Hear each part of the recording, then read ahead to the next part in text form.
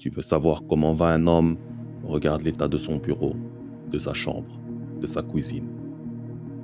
Le désordre extérieur est souvent le reflet exact de ce qui se passe en dedans. Un espace chaotique, c'est souvent un esprit brouillé, une vie en pause, une volonté en sommeil. Mais le pire, c'est qu'on finit par s'y habituer. Tu vis dans le désordre, tu t'y noies sans même t'en rendre compte. Les vêtements traînent, les câbles s'en mêlent, les papiers s'entassent, et tu te dis « je rangerai demain ». Mais demain ne vient jamais. Tu ne ranges pas parce que tu n'as pas d'énergie, et tu n'as pas d'énergie parce que tu ne ranges pas. C'est un cercle vicieux, et il te bouffe. Tu n'invites plus personne, tu restes seul, et chaque jour, tu te perds un peu plus dans le brouillard.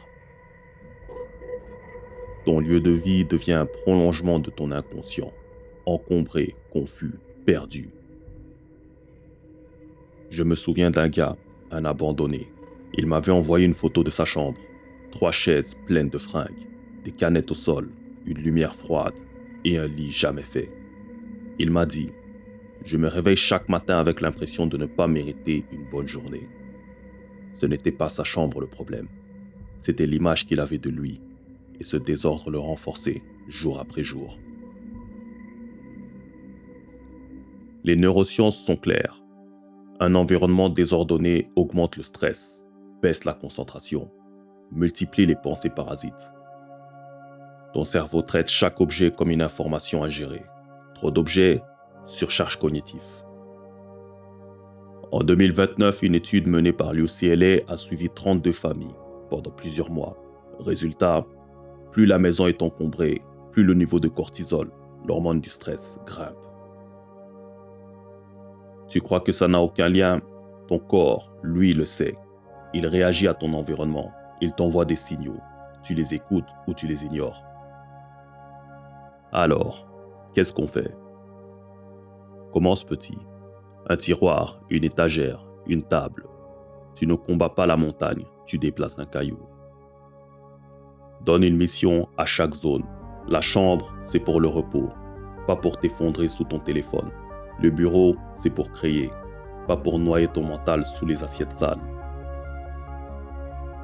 Adopte le minimalisme. Ce que tu n'utilises pas te fatigue, ce que tu entasses te pèse. Moins d'objets, c'est plus d'espace, plus d'oxygène, plus de présence. Marie Kondo dit toujours « Ne garde que ce qui te fait ressentir de la joie ». Ce n'est pas une phrase de ménagère japonaise, c'est une leçon de vie. Dans un monde où on achète pour combler le vide, apprendre à garder peu, c'est une forme de puissance. Une règle d'or, le retour à zéro. Chaque soir, prends 10 minutes pour ranger ton bureau, ton lieu de travail, ton salon. Fais la vaisselle rester à l'évier, juste pour que demain commence propre. Et enfin, pense écologie, pense ergonomie. Prête, loue, revends, échange. Fais louer. Aujourd'hui, l'abondance, ce sont les expériences. Ce n'est plus le fait de posséder plein d'objets qui compte, mais la capacité à se détacher de ce qui nous encombre. Numérise ce qui n'a pas besoin d'exister physiquement. Ce sont des principes simples, inspirés des méthodes utilisées aujourd'hui par les plus riches, la numérisation et la nomadisation. Tu veux remettre ta vie en ordre? Commence par remettre ton espace en ordre. Tu crois que c'est rien, mais c'est tout. Parce qu'en rangeant ton monde extérieur, tu réorganises ton monde intérieur. Tu deviens plus clair, plus calme, plus capable. Pas pour plaire, pas pour impressionner, mais parce que tu te respectes. Commence par ranger ta chambre, tu verras bien ce qui se range ensuite. Jordan Peterson. Et toi, c'est quoi la première chose que tu vas enlever aujourd'hui? Si cette vidéo t'a parlé, fais-le savoir. Laisse un commentaire pour partager ton ressenti ou ta propre méthode. Like si tu veux plus de contenu comme celui-ci.